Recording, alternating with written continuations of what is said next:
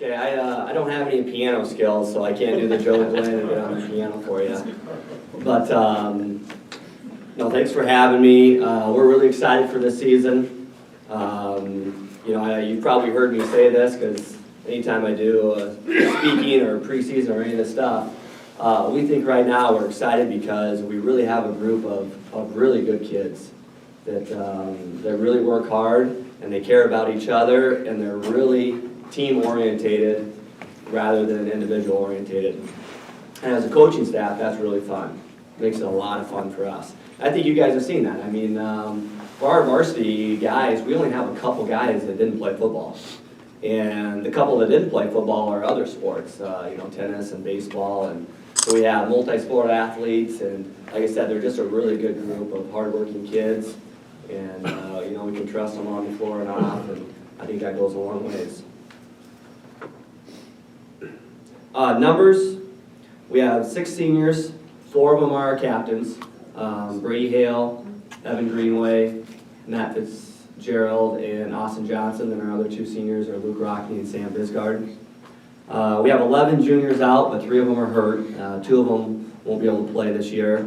And then we got 1 that's going to be back in a couple weeks.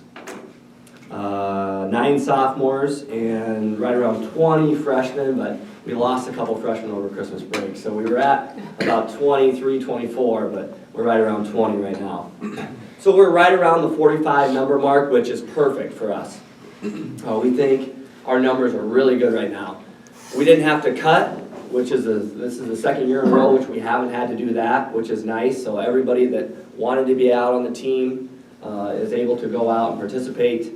And but our numbers aren't too few to where we're hurting a little bit. So and quite honestly, if we were fully healthy, we probably would have had to make a couple cuts. So it actually worked out really well this year.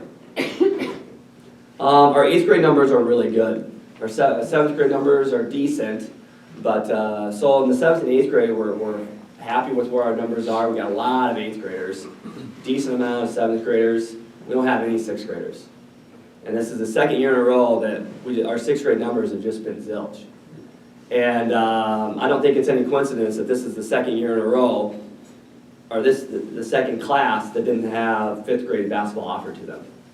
And we just really think that is hampering our middle school numbers, especially at the 6th grade level. For whatever reason, the kids aren't getting into it.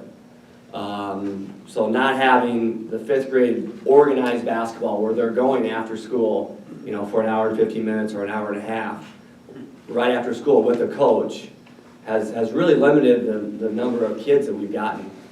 So that's something that we're trying to work on. We've been talking to YBI, Roger Haas, about it. We've been talking about the city of trying to get the word out in the elementary schools to more and more 5th graders. With our summer stuff, our summer basketball camp that we hold, plus we do one with the city. We're just really trying to get the word out to elementary kids that we want more kids trying to go out for basketball. As far as our schedule, again, we play 20 games. That's what the High School Activity Association allots us to play. 16 of those games are ESD games, conference games, and then we play the 4 Sioux Falls schools.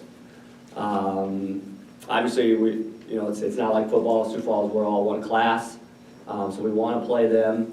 And plus, they're in our district and our region, so it's good to get a look at them during the regular season. So, and again, we always get asked, well, how come you don't play in a holiday tournament or something like that? And it's really because our schedule doesn't really allow for it. Mitchell, obviously, they host the Mike Miller Classic, so they play a couple games in it, but they give up playing, the Sioux Falls schools or Rapid schools.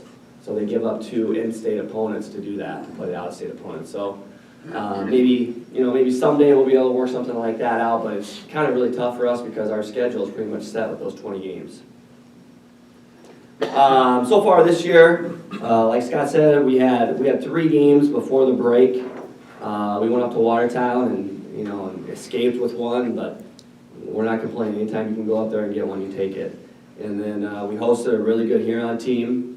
Huron's going to win a lot of games, and they're 3-3, and they've lost their last 2 overtime games to 2 really good teams. Yeah, 3 now. So they could very easily be 6-0. They're a good team.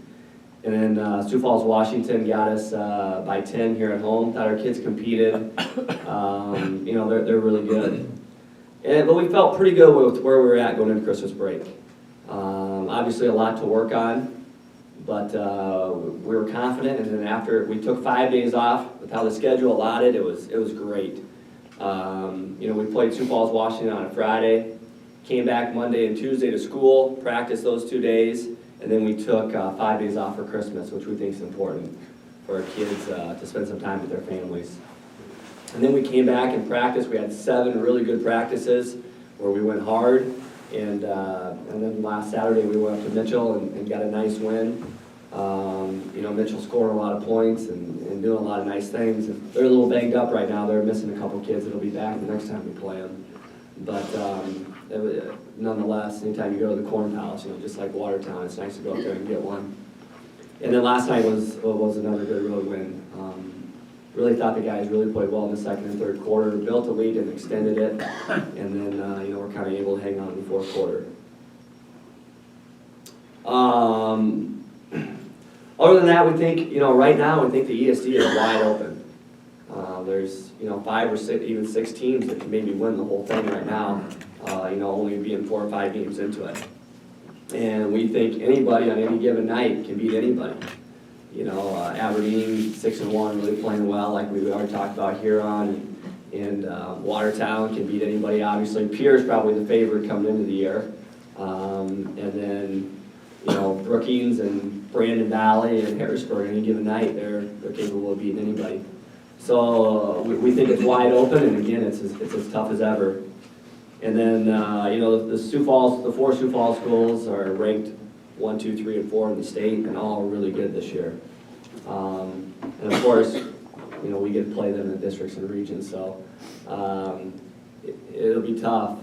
But you know, we think if we continue to work and continue to improve throughout the season, that we'll be right there at the end of the year come district and region time. We'll have our chance.